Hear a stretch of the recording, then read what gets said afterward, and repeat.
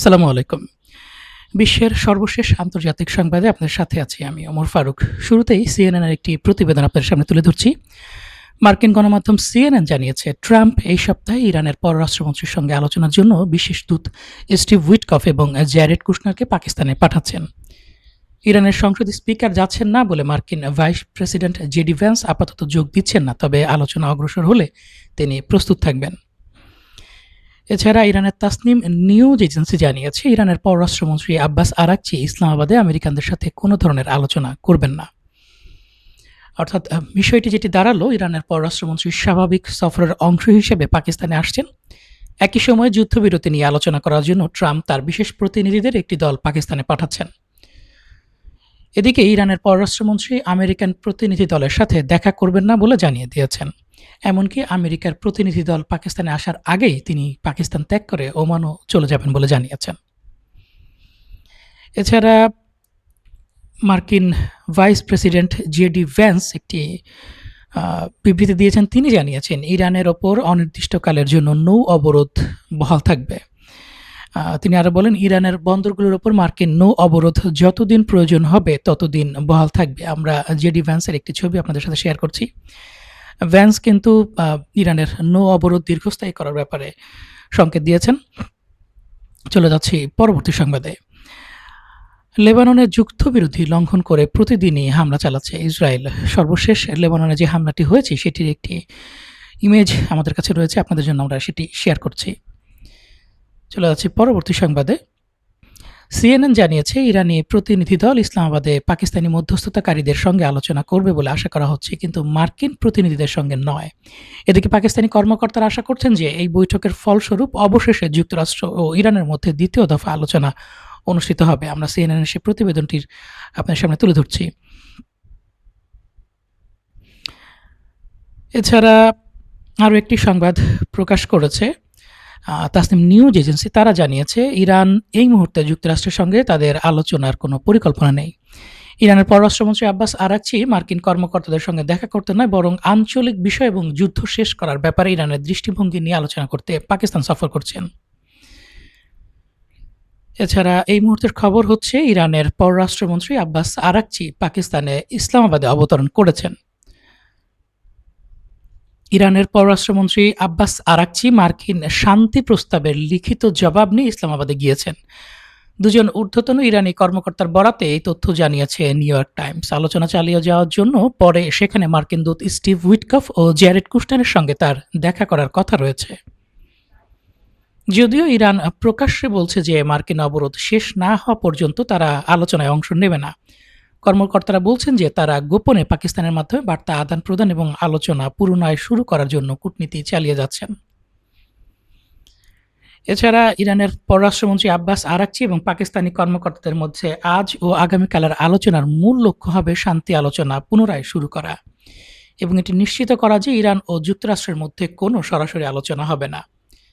পাকিস্তানের সঙ্গে আলোচনার পরপরই আরাকচি ওমান ও রাশিয়ার উদ্দেশ্যে রওনা হবেন বলে আশা করা হচ্ছে। একজন পাকিস্তানি কর্মকর্তা মার্কিন গণমাধ্যম এক্সিওসকে একথা জানিয়েছেন। এই পরিস্থিতিতে সিএনএন জানিয়েছে, ইরানের সঙ্গে সংশ্লিষ্টতা থাকার অভিযোগে $344 মিলিয়ন ক্রিপ্টোকারেন্সি জব্দ করেছে যুক্তরাষ্ট্র। একজন মার্কিন কর্মকর্তা জানান, ব্লকচেইন বিশেষজ্ঞদের সহায়তায় তদন্ত করে দেখা গেছে যে এই অর্থের সঙ্গে ইরানি সরকারের গুরুত্বপূর্ণ সংযোগ রয়েছে। তদন্তে পাওয়া প্রমাণগুলোর মধ্যে রয়েছে ইরানি এক্সচেঞ্জের সঙ্গে সরাসরি লেনদেন, বিভিন্ন মধ্যবর্তী ঠিকানার মাধ্যমে অর্থ স্থানান্তর, এমন ওয়ালেটের সঙ্গে যোগাযোগ যেগুলো সেন্ট্রাল ব্যাংক অফ ইরানের সঙ্গে সংশ্লিষ্ট। এইসব লেনদেনের ধরন থেকে ধারণা করা হচ্ছে ক্রিপ্টো ব্যবহার করে অর্থ গোপনে স্থানান্তর ও লুকানোর চেষ্টা করা হচ্ছিল ইরানের পক্ষ থেকে, তাই যুক্তরাষ্ট্র সেগুলোকে জব্দ করে নিয়েছে। আমরা প্রতিবেদনটির আপনাদের সামনে তুলে ধরছি। দেখছেন সেই প্রতিবেদনটির ছবি, যেখানে মার্কিন যুক্তরাষ্ট্র 344 মিলিয়ন ক্রিপ্টোকারেন্সি জব্দ করেছে, যেটি বলা হচ্ছে যে ইরানের সাথে সংশ্লিষ্ট। দর্শক, চলে যাচ্ছি পরবর্তী সংবাদে। ব্লুমবার্গ তাদের একটি প্রতিবেদনে জানিয়েছে, যুক্তরাষ্ট্রকে ছাড়াই সম্মিলিত প্রতিরক্ষা পরিকল্পনা তৈরি করছে ইউরোপীয় ইউনিয়ন। ইউরোপীয় ইউনিয়নের সদস্য দেশগুলোর ওপর হামলা হলে তা কিভাবে সম্মিলিতভাবে প্রতিক্রিয়া জানাবে তা নিয়ে ইউরোপ নতুন পরিকল্পনা তৈরি করছে। এই উদ্যোগটি তুলে ধরেছেন ইউরোপীয় ইউনিয়নের পররাষ্ট্রনীতি প্রধান কাজা কালাস এবং এটি আলোচনা হচ্ছে অ্যান্তোনিও কস্তা এর আয়োজিত এক সম্মেলনে। পরিকল্পনার মূল লক্ষ্য হল ইউরোপীয় ইউনিয়নের পারস্পরিক প্রতিরক্ষা ধারা বাস্তবে কিভাবে কাজ করবে তা স্পষ্ট করা। এতে যে ধরনের হুমকির কথা বিবেচনা করা হচ্ছে তা হলো সরাসরি সামরিক হামলা, সাইবার আক্রমণ এবং হাইব্রিড কৌশল যেমন অভিবাসন চাপ সৃষ্টি করা। কালাস বলেন, ভবিষ্যতে যুক্তরাষ্ট্রের পক্ষ থেকে নিরাপত্তা সহায়তা কমে যেতে পারে। এই সম্ভাবনার জন্য ইউরোপকে নিজস্ব প্রস্তুতি জোরদার করতে হবে। একই সঙ্গে কর্মকর্তারা বিশ্লেষণ করেছেন ইউরোপীয় ইউনিয়নের প্রতিরক্ষা ব্যবস্থা কিভাবে ন্যাটোর আর্টিকেল 5-এর এক দেশের ওপর হামলা মানে সবার ওপর হামলার সঙ্গে সমন্বয় করে কাজ করবে। আমরা প্রতিবেদনটির ছবি আপনাদের জন্য তুলে ধরছি। দেখছিলেন যুক্তরাষ্ট্রকে ছাড়াই সম্মিলিত প্রতিরক্ষা পরিকল্পনা প্রস্তুত করার যে প্রতিবেদনটি, ইউরোপ মার্কিন যুক্তরাষ্ট্রকে ছাড়াই কিন্তু ভবিষ্যতে এগিয়ে যেতে চাইছে। চলে যাচ্ছে পরবর্তী সংবাদে। দক্ষিণ লেবাননের বিন্ট জেবেইলে একটি ভবনে গত 2 সপ্তাহ ধরে অবরুদ্ধ থাকা হিজবুল্লাহর 6 যোদ্ধাকে বিমান হামলায় হত্যা করেছে ইসরায়েল এবং হত্যার পর তারা বিমান হামলার সেই ফুটেজটি প্রকাশ করেছে। আপনাদের জন্য সেই ফুটেজটি আমরা সরবরাহ করছি।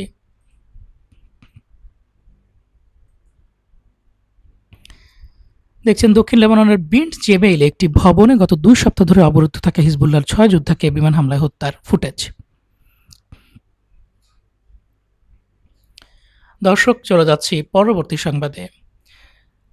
পলিটিকো তাদের একটি প্রতিবেদনে জানিয়েছে 2028 সালে নির্বাচনে সম্ভাব্য প্রার্থী হিসেবে উঠে আসছেন মার্কো রুবিও। মার্কিন রাজনীতিতে মার্কো রুবিওকে এখন ক্রমশ 2028 সালের প্রেসিডেন্ট নির্বাচনের শক্তিশালী প্রার্থী হিসেবে দেখা হচ্ছে।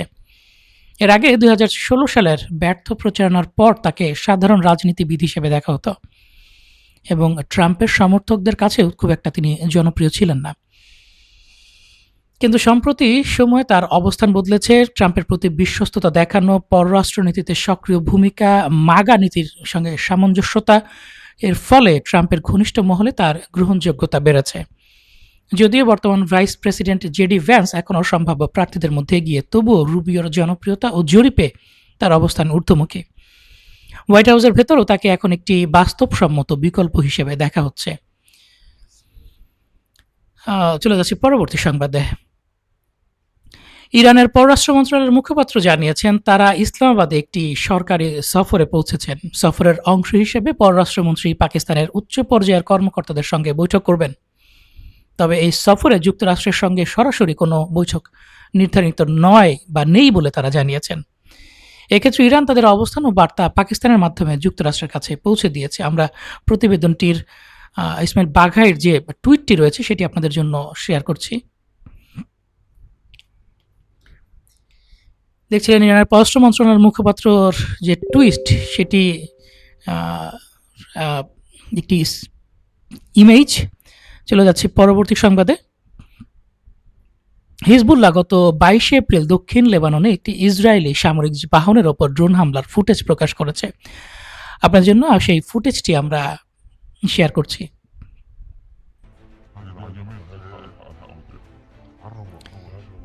দেখছেন হিজবুল্লাহর ড্রোন হামলার ফুটেজ, যেখানে তারা ড্রোন নিয়ে ইসরায়েলি একটি সামরিক যানকে লক্ষ্যবস্তু করার ভিডিও প্রকাশ করেছে।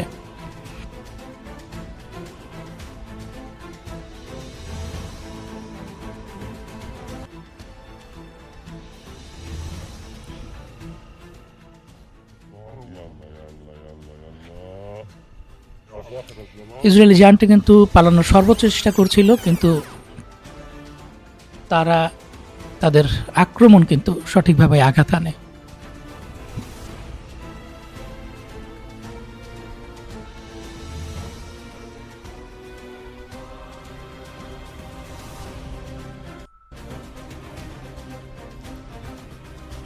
দেখতে পাচ্ছেন যানটির দিকে ধেয়ে আসছে ড্রোনটি এবং এই হচ্ছে আঘাত করা সর্বশেষ ভিডিও ফুটেজ। দর্শক, চলে যাচ্ছি পরবর্তী সংবাদে।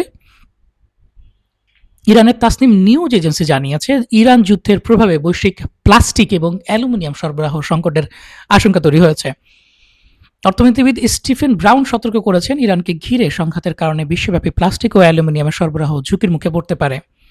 তার মতে পশ্চিম এশিয়া থেকে বিশ্বে বিপুল পরিমাণ গুরুত্বপূর্ণ প্লাস্টিক উপাদান রপ্তানি হয়। প্রায় 25% পলিপ্রোপাইলিন এবং 20% পলিথিলিন এই দুই ধরনের প্লাস্টিক বিশ্বের সবচেয়ে বেশি ব্যবহৃত উপকরণের মধ্যে অন্যতম। তিনি সতর্ক করে বলেন, এভাবে চললে 3 মাসের মধ্যে প্লাস্টিকের ঘাটতি বিশ্বজুড়ে ছড়িয়ে পড়তে পারে। আর প্রায় 4 মাসের মধ্যে অ্যালুমিনিয়ামের ঘাটতির কারণে গাড়ি উৎপাদন কমাতে বাধ্য হতে পারে গাড়ি নির্মাতারা। এছাড়াও একটি মার্কিন সাবমেরিন বিধ্বংসী বিমান কিউবার উপকূলের কাছাকাছি এলাকায় কার্যক্রম চালাচ্ছে। ফ্লাইট রাডার 24 তাদের একটি বিমানের চলাচলের ছবি প্রকাশ করেছে, যেখানে দেখা যাচ্ছে যে একটি মার্কিন সাবমেরিন বিধ্বংসী বিমান কিউবার উপকূলের কাছাকাছি এলাকায় কার্যক্রম চালাচ্ছে। অর্থাৎ কিউবার উপকূলে রাশিয়ান কিংবা কোনো সাবমেরিন আছে কিনা এটি কিন্তু তারা দেখার চেষ্টা করছে, এবং মার্কিন যুক্তরাষ্ট্রের প্রেসিডেন্ট ডোনাল্ড ট্রাম্প কিন্তু ঘোষণা দিয়েছেন এর পরবর্তী টার্গেট হচ্ছে কিউবা। মার্কিন প্রেসিডেন্ট পরিস্থিতি এমন তৈরি হয়েছে, তারা একদিন ঘুম থেকে উঠে এক একটা দেশের ওপর হামলা চালানোর পরিকল্পনা তৈরি করছে, এবং সেই পরিকল্পনা বাস্তবায়ন করার কাজও তারা করে যাচ্ছে। দর্শক, চলে যাচ্ছি পরবর্তী সংবাদে। মধ্যপ্রাচ্যে একের পর এক আসছে মার্কিন সামরিক কার্গো বিমান। গতকাল বেশ কয়েকটি C-17 বিমান ইউরোপের ওপর দিয়ে মধ্যপ্রাচ্যে এসেছে। আমরা সেই বিমানগুলোর ট্র্যাকিং ডেটা যদি আপনাদেরকে দেখাই, দেখতে পাচ্ছেন একের পর এক মার্কিন পরিবহন এবং বিমান, যুদ্ধ বিমান, পরিবহন বিমান, জ্বালানি সরবরাহকারী বিমান ইউরোপ পাড়ি দিয়ে, আটলান্টিক মহাসাগর পাড়ি দিয়ে কিন্তু মধ্যপ্রাচ্যে আসছে, এবং নিশ্চিতভাবে দেখা যাচ্ছে যে ইরান যুদ্ধের জন্য সর্বাত্মক শক্তি কিন্তু এখানে যুক্তরাষ্ট্র নিয়োজিত করছে। দর্শক, চলে যাচ্ছি পরবর্তী সংবাদে। ইসরায়েলের বেন গুরিয়ন বিমানবন্দরে বেশ কয়েকটি মার্কিন KC-46 পেগাসাস এবং KC-135 জ্বালানিবাহী বিমানকে প্রস্তুত থাকতে দেখা যাচ্ছে। আমরা ভিডিও ফুটেজটি আপনাদের সাথে শেয়ার করছি।